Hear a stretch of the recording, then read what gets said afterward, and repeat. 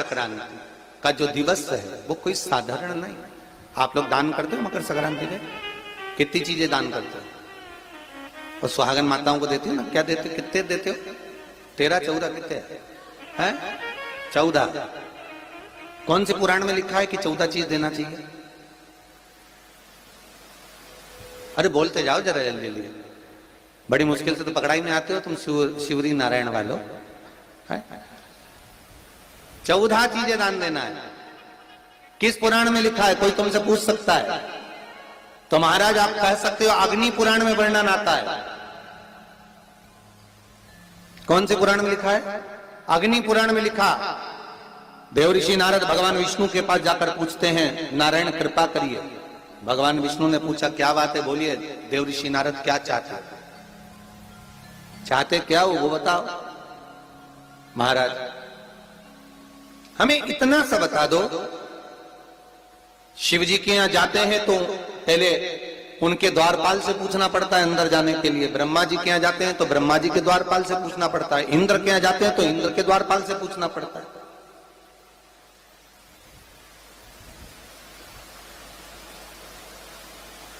हम जितनी भी जगह जाते हैं तो कोई ना कोई द्वारपाल से हमें पूछना पड़ता है अंदर जाने के। भगवान देवऋषि नारद कह रहे हैं नारायण से कुछ ऐसी कृपा कर दो कि हमें किसी से आज्ञा लेना ही नहीं पड़े। भगवान विष्णु तो उनकी बात को बस थोड़ा सा सुने और अंदर चले गए। नारद जी को लगा हमारा तो कोई जवाब ही नहीं दिया। नारद जी वहीं पर टिक गए, खड़े रहे, नाम जाप करते। विष्णु वापिस आए और देवऋषि नारद से कहा एक काम करो, जब सूर्य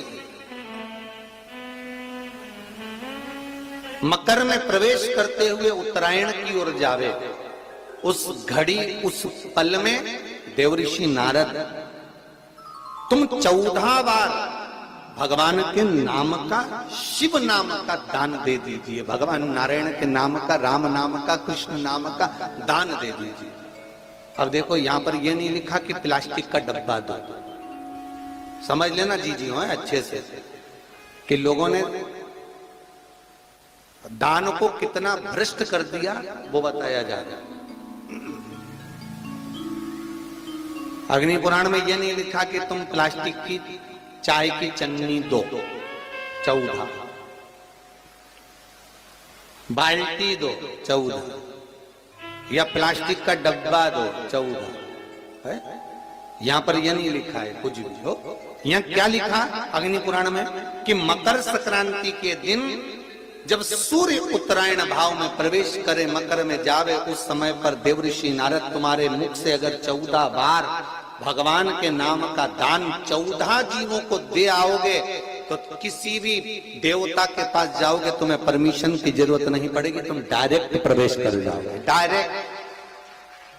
अब तुमको अगर वैकुंठ में डायरेक्ट प्रवेश करना हो तो बिना पूछे, तो उसके लिए कहा ही मकर संक्रांति पे दान दो। तो किस चीज का दान देना है महाराज? प्लास्टिक का डब्बा नहीं, बाल्टी नहीं, चन्नी नहीं, फिर किस चीज का नाम?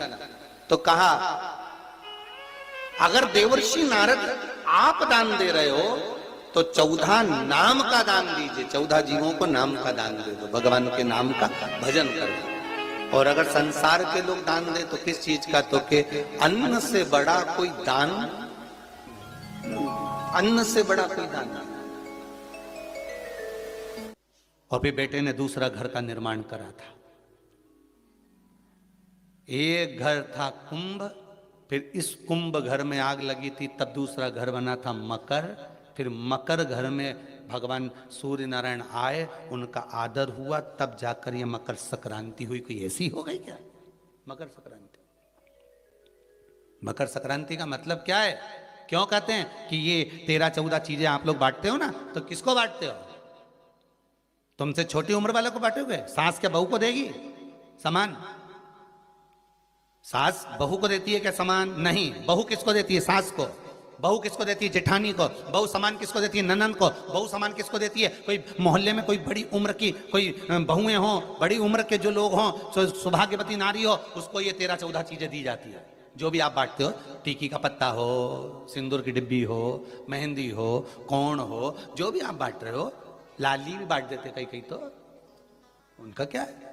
तो ये जो चीज आप लोग बांटते हो, ये किसको देते हो आप लोग, किसको प्रदान करते हो?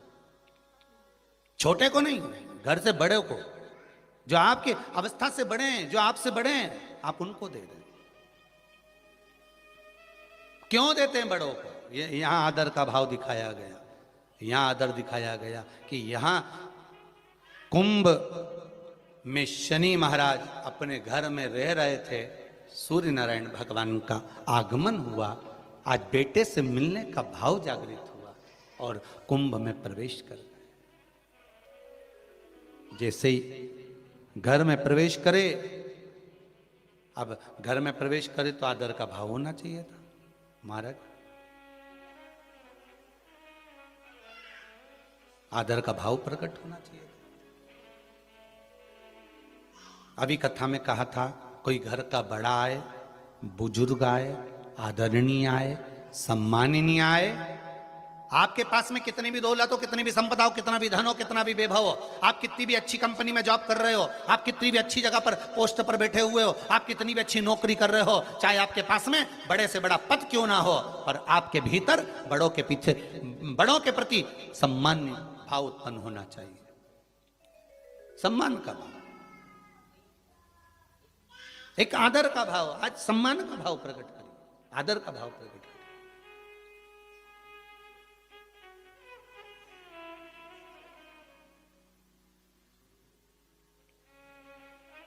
महाराज रहेगा 2 दिवस तक संपूर्ण भारत की भूमि पर, संपूर्ण विश्व में मकर संक्रांति महोत्सव मनाया जाएगा। अपने अपने घरों में रहकर लोग इस पावन उत्सव को खिचड़ी, लड्डू, तिल का, गुड़ और कुछ दान, और उसमें भी सबसे मूल दान है भगवान की भक्ति का दान, अर्थात भगवान के भजन का दान, स्मरण का दान। आप दान करो, मना नहीं है, परंतु ये प्लास्टिक की चाय की चलनी और आटा छानने की चलनी और प्लास्टिक के बर्तन और ये सब चीज़ें दान करना करो, आपका मन हो तो, हमारे की तरफ से कोई मना नहीं हो, पर सबसे बड़ा दान है भगवान के भक्ति का, भजन का दान, भगवान का भजन का दान। राम नाम, कृष्ण नाम, शिव नाम। प्रयास करिए मकर राशि के अंतर्गत जब सूर्य प्रवेश करे और आप जब मकर का स्नान करें और मकर संक्रांति पर्व का जब आप स्नान करें तो भगवान की अविरल भक्ति आपके भीतर समाहित हो, भगवान की अविरल भक्ति आपको प्राप्त हो। और इस पवित्र भक्ति के बल पर, इस पवित्र भक्ति के बल पर हम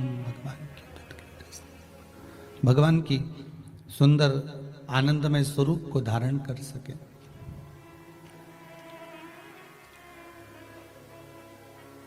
महाराज आज सुंदर उत्तरदा एकादशी भी है। आप सभी को बाबा देव अधिदेव महादेव की इस सुंदर आनंदमय पुत्रदा एकादशी के लिए भी बहुत बहुत साधुवाद, बधाइयाँ। अपने जीवन को सार्थक बनाने का प्रयास करिए, भगवान की भक्ति में डूबने का प्रयास करिए और जितना बन सके उतना भगवान की भक्ति में डूबने का प्रयास करिए। मंगल परिवार, गुप्ता परिवार, ऑस्ट्रेलिया का शर्मा परिवार, अगर ये पावन मानसरोवर शिव महापुराण की कथा को करवा रहा है तो आपके भीतर ये भाव प्रकट होना चाहिए कि आप इस पावन कथा को सुनने के बाद आपके भीतर ये भाव प्रकट हो कि हम भगवान शंकर के कृपा पात्र होकर भगवान शिव की गंगा स्नान, यमुना स्नान, कुंड का स्नान, सरयू का स्नान, मानसरोवर का स्नान हम अपने भाव से कर रहे हैं, हम अपने दिल से कर रहे हैं। आवाज पकड़ रहा है, अपने मन से कर रहा है।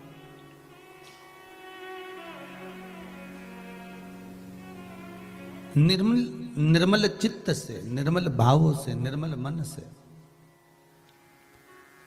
हम भगवान को पाने का प्रयास करें तो भगवान मिलता जरूर है।